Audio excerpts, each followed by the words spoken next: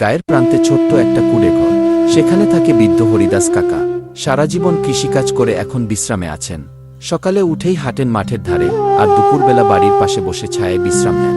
তবে তার সবচেয়ে প্রিয় সময়টা হলো বিকেলবেলা, যখন তিনি বাড়ির পেছনের পুরনো টিউবওয়েলের পাশে বসে থাকেন। ওই টিউবওয়েলটা এখন শুধু কাকা আর কয়েকটা চড়ুই পাখির জন্যই খোলা হয়। কাকা যখন পানির কল খুলে দেন, আশেপাশের গাছ থেকে উড়ে আসে চড়ুই দল। কেউ বসে কলের মাথায়, কেউ নিচে গিয়ে পড়ে ঝরনার মতো পড়া পানিতে ঠোঁট ডোবায়। একদিন পাশের গ্রামের এক ছেলে ছবি তুলতে গিয়ে দেখে এই দৃশ্য।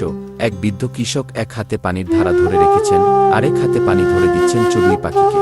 কাকার মুখে এক অদ্ভুত শান্তির হাসি। ছেলেটা জিজ্ঞেস করল, কাকা, আপনি পাখিদের পানি দেন কেন? হরিদাস কাকা হেসে বললেন, ওরাও তো এই পৃথিবীর সন্তান, বাছা। ওদের তৃষ্ণা মেটানো মানে আমার নিজের প্রাণ জুড়ানো। Read me this story.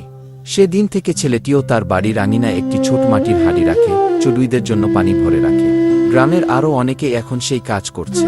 একটা ছোট্ট ভালোবাসা, একটা মানুষের মমতা কতটা বদলে দিতে পারে একটা পরিবেশ, একটা সমাজ। এই ছবিটাই তার প্রমাণ। শেষ কথা, এই ছবিটা শুধু একটি দৃশ্য নয়, এটি একজন মানুষের নিঃস্বার্থ ভালোবাসার চিত্র।